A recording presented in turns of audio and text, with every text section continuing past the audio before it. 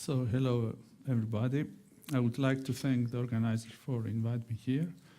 And actually, I will try to show what we are doing in the last 4-5 years to the lab in the Aristotle University of Thessaloniki, where I'm a professor in electrical computer engineering department.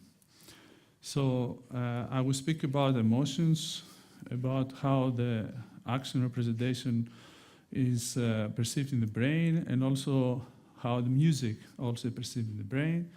And I will try to see how we use advanced signal processing techniques in order to capture this information, in order to use in some real case scenarios in assistive technology for the humans. So I will have 3 pillars. The first relates to the EEG and the analysis of EEG based on the emotion and recognition and emotional elicitation. Then I will talk about the EEG and how we connect it with the action representation in the musical space. And then I will go to the case studies where I can try to see how we transfer this information to the space of music, pain, Alzheimer's disease.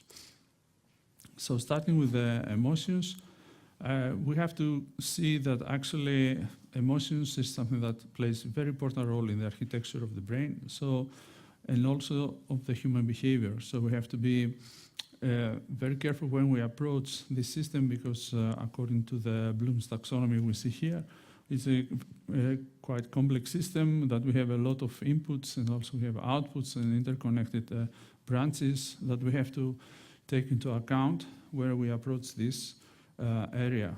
And the other problem is that we have multifaceted processes that are based in different domains like behavior and neurological domains. So we cannot have just one specific center of the brain.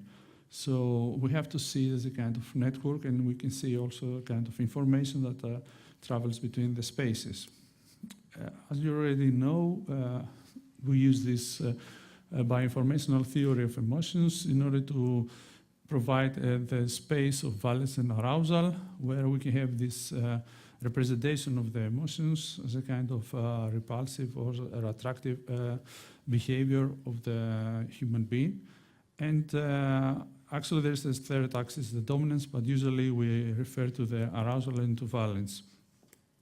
And what is important in the emotional elicitation is actually the sense stimulation. So we have the most used one, also visual, audio. And what plays an important role in this is the emotional empathy. And actually